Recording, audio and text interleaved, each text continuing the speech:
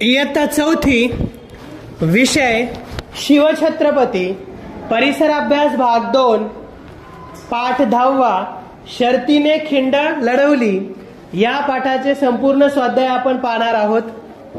प्रश्न पहिला, रिकाम्या जागी योग्य शब्द लिहा.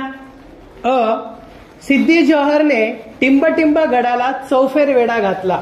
उत्तर, पन्हाळ गडाला. बाजी प्रभूची टिंबटिंब बघून शिवराय गहिवरले. स्वामी भक्ती. घोडखिंड टिंबटिंब या नावानेच इतिहासात अमर झाली. उत्तर, पावनखिंड. प्रश्न दुसरा, प्रत्येकी एका वाक्यात उत्तरे लिहा. शिवरायांनी पन्हाळगडाच्या वेढ्यातून सुटका करून घेण्यासाठी सिद्धीला कोणता निरोप पाठवला? उत्तर, शिवरायांनी पन्हाळगडाच्या वेढ्यातून सुटका करून घेण्यासाठी लवकरच किल्ला तुमच्या स्वाधीन करतो असा सिद्धीला निरोप पाठवला. सिद्धी जोहर का चौताळला? उत्तर, शिवराय आपल्या हातावर तुरी देऊन वेढ्यातून निसटल्याचे लक्षात येताच सिद्धी जोहर चौताळला.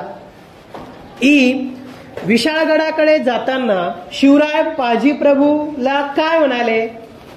उत्तर, आम्ही गडावर जातो, तेथे पोहोचताच तोफांचे आवाज होतील, मग ताबडतोब खिंड सोडून तुम्ही निघून या.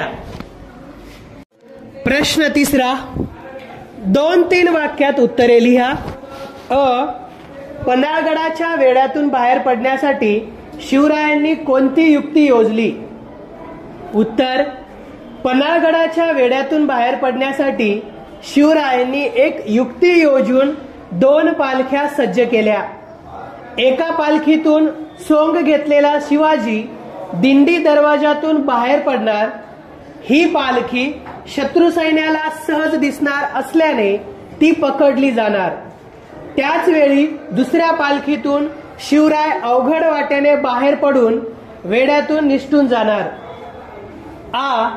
बाजी प्रभूने शत्रूला घोडखिंडीत रोखण्यासाठी कोणती योजना आखली?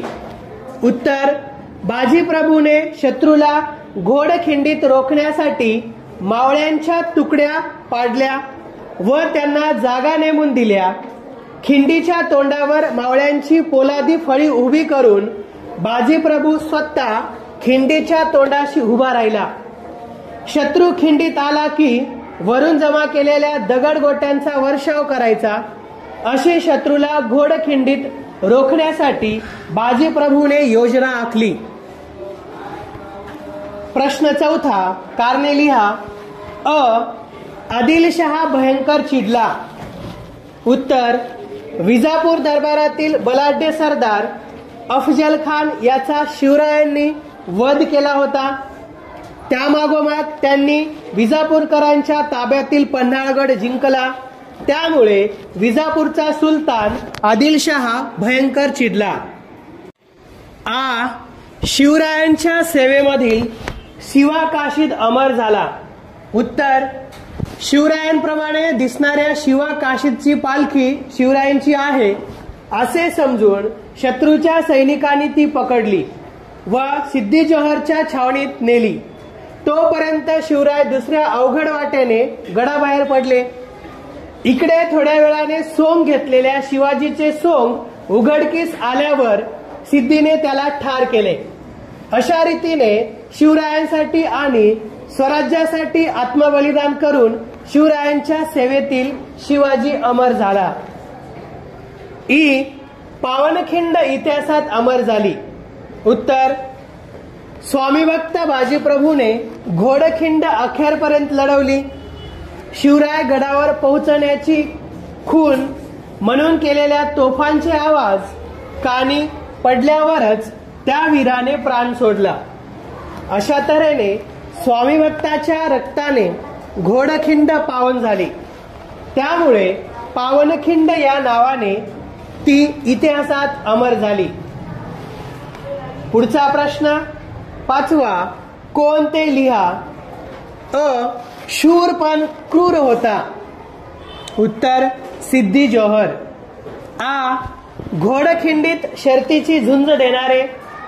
उत्तर बाजीप्रभू देशपांडे.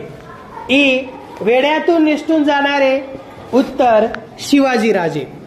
या पाठाचे संपूर्ण स्वाध्याय सुंदर अक्षरात लिहा आणि वाचन करा.